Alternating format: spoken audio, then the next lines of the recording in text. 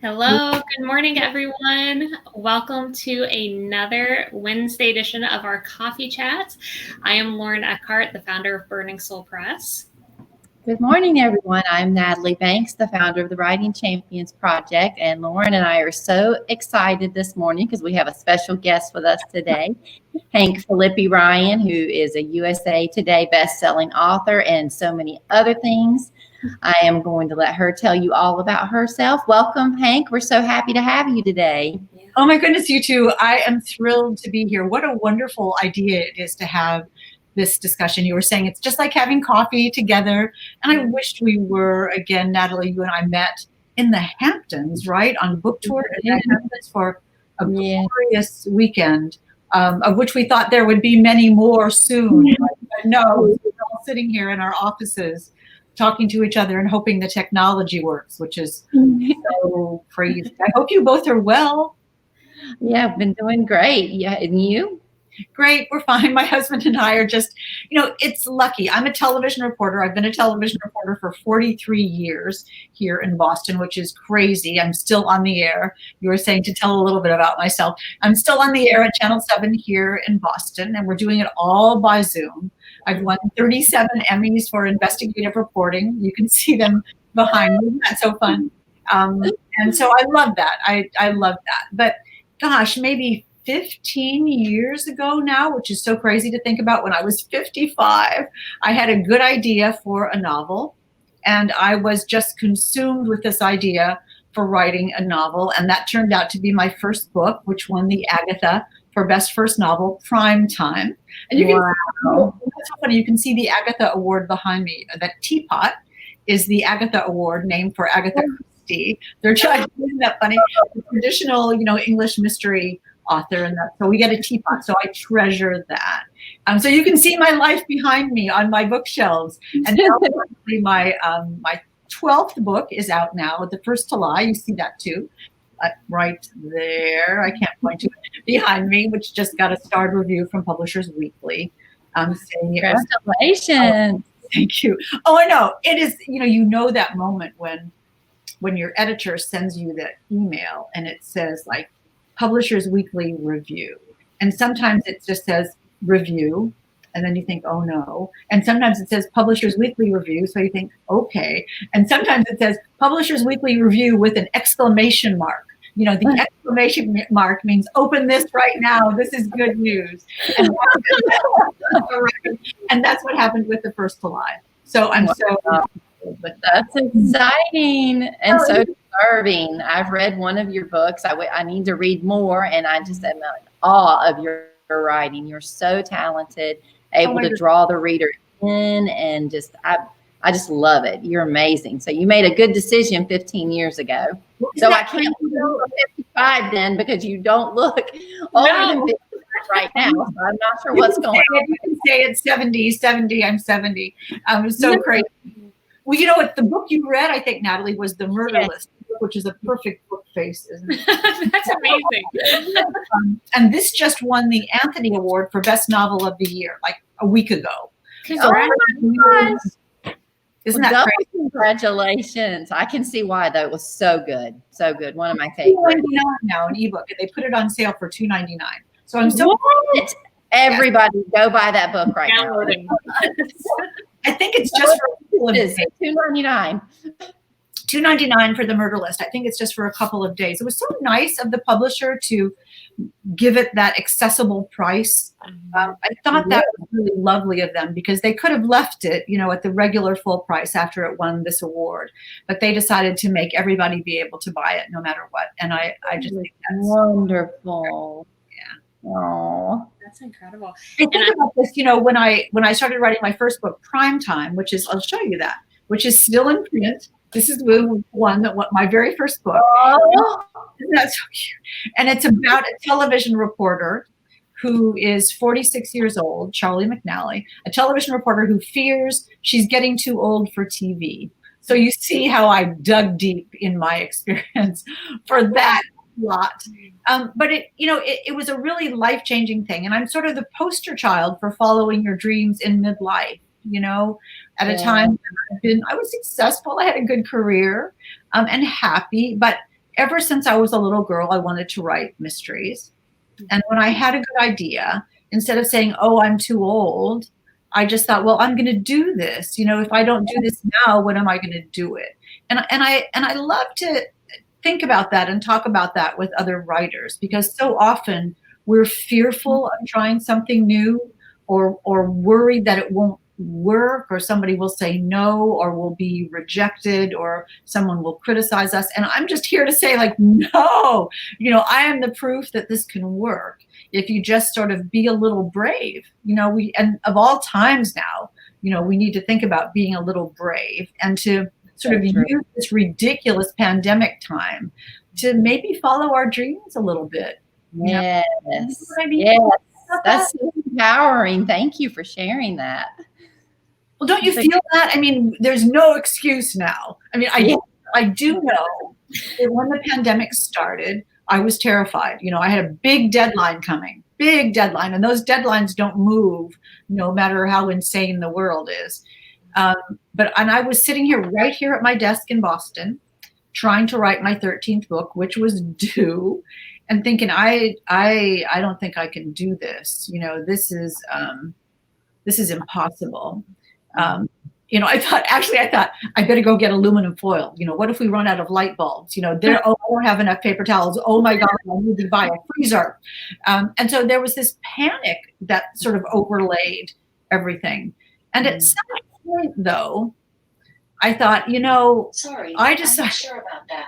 Alexa is talking. She wants her 5 minutes of fame. We could have a chat with Alexa. That would be interesting. I just going to talk again. But at some point, I decided that, and just like each of you as well, and maybe some of our listeners, I decided, I chose to be an author, with intent, and with agency, and with a desire to share stories. And what better time than now to do that? It's more important now than ever to do that, to tell our stories and share our thoughts and be connected with the world. And then I had this moment of thinking, it's always safe inside a book. It's always safe inside our manuscripts, right? And that's where we go. We can be someone else for a little while. We can solve someone else's problems for a little while. And that's what carried me through. And I thought, okay, I can do this. I can do this. And I'll feel so good and so powerful when I conquer my fear. And go back into my manuscript. And that was really helpful for me. Did you all have trouble writing at all, or did you just power through because you're already brave? Yeah, I mean, I had moments of feeling like so distracted by the news and social media and whatnot. So for me to get back into writing personally, I don't know about you, Lauren, but I had to withdraw for a while. I really backed off of social media. And you can go back and look through my posts and see where I missed, a week, 2 weeks without posting and going on, so that I could get my head kind of screwed back on straight. How about you, Lauren? Yeah, I would say for me, I always weigh things out, right? Like, what's the alternative if I don't write? How's that going to make me feel? So I'm like you with, really focusing on the emotions, because I feel like that's what drives us the most. We can set goals, but we'll never get anywhere with goals if we don't tie our emotions with it. How's it going to feel when the story is completed? How's it going to feel when I finally share my story with a reader who maybe needs to hear it or needs that entertainment through a tough time? So I've really learned to just kind of channel that into my writing, even when I don't feel like writing, but thinking about the end goal and how it feels. That's powerful too. Go ahead. I would just be interested in learning too about, how your writing process has changed then, from your first book to this book, especially with the pandemic going on. Did you have to shift how you were going about writing, your approach to writing while everything was going on then? When I started writing Prime Time, the first book, and I was so naive. I mean, I can't begin to tell you how much I didn't know about anything. I mean, somebody said to me, well, you need to find a publisher with good distribution. And I'm like, distribution. I don't know what that is, that kind of thing. So, I mean, that was the level of it. But I was just sitting here at this very typewriter, at this very computer, at this very desk, thinking I'm a natural, I know what I'm doing. This is great. And I didn't have a deadline. I didn't have a publisher. I didn't have an end except this obsession to write the book. It was just like, it was for me. And I was doing something that I'd always wanted to do. But after that book sold, and there was a 2-book deal, and then another 2-book deal, and then a 3-book deal, and all those kinds of things. Then it was my job, wasn't it? If I don't finish at the time that I'm supposed to finish, then the editor can't work, and the copy editor can't work, and the publisher can't work, and the printer can't work, and the copy person can't work, and the cover person can't work, and the sales people can't work, and the catalog people can't work. So no pressure. No. Well, but then I thought, so I'm on a team now. And the rest of my team, not to mention the readers, right, who are, I hope, waiting for it. The rest of my team needs me to do my part. The rest of the team needs me to do my job. So how am I going to help that work? How am I going to make that work and make myself be happy and fulfilled and not stressed and not frantic? After 40 years as a reporter, the stress and franticness, sort of part of the deal. I sort of get that. And it's sort of helpful. I mean, if I didn't have a deadline, I'd be, maybe I'll just go get a manicure, back in the old days when you could do that. So I am very, very organized. I have to say, you couldn't tell it by the messiness of my office, but I'm very, very organized. And from day 1 of book 2, I had a chart. I made the silliest, most primitive. I'm looking to see if I can grab it. I don't know where it is. I think it's on the chair. But anyway, too far away to get. I made a chart, a silly, primitive, elementary school chart that was a grid. And it was how many words I had to write, let's say 100,000 words, and how many days I had to do that, how many months. And I honestly divided the number of words by the number of days I had and subtracted a month for revisions. And I realized that I had to write 540 words a day to be done in time to have a month solidly for revisions before I sent it to my editor. And so 540 words a day, you can do that. They don't even have to be good, right? They just have to advance the story in some way because you're going to revise them later. So I thought, okay, 540 words a day, doable. That's so smart. And the thing that it does is it cuts this unbelievably intimidating task, writing a book, that's very hard, into these little doable tasks so that at the end of every writing day, I succeeded. I thought, yay, I did my words, and I'm going to go succeed again tomorrow. Wow. And I allow myself to succeed every day and win. Then the next day, I'm even more eager to go succeed and win again. And that's what got me through this, just incrementally, without somebody saying, you have to write a book by August. Just like, you have to write 540 words a day. That's like 2 pages. You can do that. And you can fix them later. It's not a test. There's nobody watching you. Like, are you going to do this? I'm the boss of myself now. Every single job we've ever had, it's like, please the boss. You want to please the boss. Now we're the boss. And what could we do to make the boss happy? And that would be write your words. And, the muse only comes when you're working. And so when you're sitting in your chair writing your words for the day, she will visit you and you will have a good idea. And those words will just start coming. I mean, I can't tell you how many times I've said, I'm ready for the idea now. Anytime you are, just give me that. But you have to be open to it. You just have to be open to it. And I know this sounds so weird, but not to you two. I think you will with me on this. The universe will provide the thing when the time is right for the thing, if you're ready for it. But you have to be open. Yeah, you got to put action forward, show the universe that you want it. 100%. Creates clarity. I mean, that's truly, you got to take the first steps and, kind of have that faith and prove that you want this and that you're making it happen. And then I think she provides. Yeah. I mean, go ahead. I was just going to say, that's just so amazing, because to anybody who's trying to write, when you break it down like that, that makes it seem like something you can actually do. So many people get discouraged at the idea of a whole book, but when you put it in terms like that, 500 or so words a day, yeah, you can wrap your mind around that. I'm so glad that you shared that. Well, I keep writing that text each day, like it's very doable. Sometimes I say to my husband at night, I'm going to go at night. I say, I'm going to go say goodnight to the book. And I just open my manuscript and I just look at it again to be in the world again, in that book world again. And it gets my mind my subconscious sort of going. And I think that helps too, that it's in there. I also, this is so weird, but I also sort of keep a writing diary. I learned this from Sue Grafton. And it's not long, because you think, I have to write my book. I'm not going to write in a diary, for goodness sake. But I just write 1 or 2 lines of how I'm feeling about it.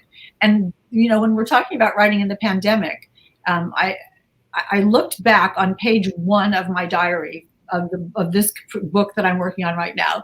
And it says, day 1, I have no idea. I have no idea. And I look back at my other writing diaries and they all say that. Day 1, I have no idea. And one, I know. So it makes me realize that it's not just now.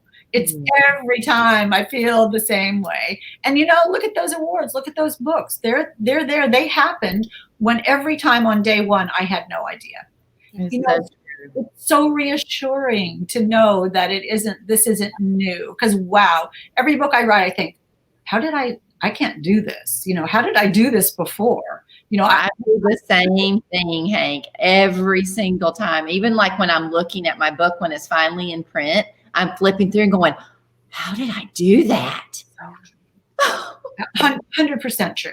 100% true. But exactly. And that's funny, right? So you just go on. In one of my diaries, it says, I was being so philosophical. Every single New York Times bestseller started out with the first line. Someone writing the first line. So let's just do that, and then we'll just go on from there. Wow, that's quotable, Hank. The Hank Diaries. I love it.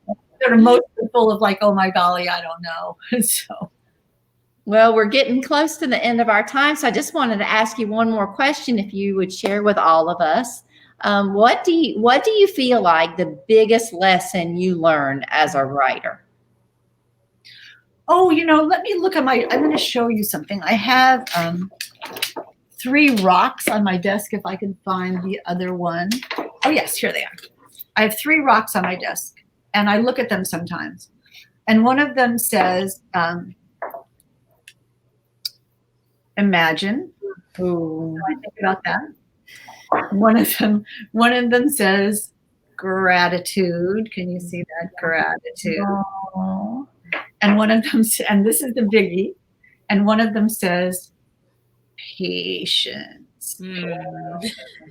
With ourselves, because, in television, I'm used to doing a story and it's on TV, and then I see the little movie of all the work that I did. I turn on TV and there I am all smiley, and then the world changes as a result of that, and then I go on to the next story, and the gratification is very fast. In writing, I've learned that it takes a long time, that nothing happens quickly, that you don't know even what to hope for, because something that you hope for might not really be the thing that really turns out to be the best thing. So I've tried to learn to be patient and to be grateful and to be present and to imagine what wonderful things might be out there, and to know that I have a role in it by just really doing it. I mean, that sounds so silly and so cliched, but if I worry about it, every single minute that I worry is a minute that I'm not happy, a minute that I'm not working. And that what I write, the next sentence that I write, I mean, sometimes I look at my words and I think, that is the most terrible thing I've ever read in my entire life. And then I just laugh and I think, okay, that's terrible. I can fix it later. No, I'm going to write another terrible sentence and another terrible sentence. And at some point, all those terrible sentences start to come together and mean something. And you think, oh, that's what that was. That's what that was all about. And then shape them to be what you meant to write. You just have to find it. Just as I do when I'm out on a story, when I'm doing investigative reporting, I'm out looking for the story. I don't know what it is because then it wouldn't be new. I'm looking to see what it is. And when I'm in my manuscript, I'm doing the same thing. I'm searching for the story. So I know I'm not going to find it instantly. I know that's the trip I'm taking is to find the story. So step by step by step by step, and then it will appear. That's beautiful. That gave me goosebumps. Oh. Profound. Oh my goodness. Well, it's early. It's early. You just haven't had enough coffee. Well, you are amazing and definitely one of my idols. And I just absolutely treasure this coffee chat and our friendship. And just thank you so much for being here with us today. And all of you viewers out there, please go check out Hank's books. You will be thrilled that you did. Swept away and not have to think about elections or pandemics. Yeah, the First of July and the Murder List, which I've read. Right now. Exactly, Lauren. $2.99. Thank you, sister. $2.99. Well, thank you so much, Hank. Well, Lauren, good luck with your book. Congratulations on the book that just came out. That's wonderful. And Natalie, you're just a rock star in every way. So no, that's you, but I'll take it. Thank you. All right. Thank you, everyone, for joining us. If you do have any questions if you're watching the replay of this, feel free to drop them, and then, we'll relay them to Hank. But be sure to, check out her books, and leave reviews for us as well after you've read them. Thank you, Audrey. I see you here chatting too. So nice to see you this morning. Yeah, thank you all so much for watching. Love y'all. Bye.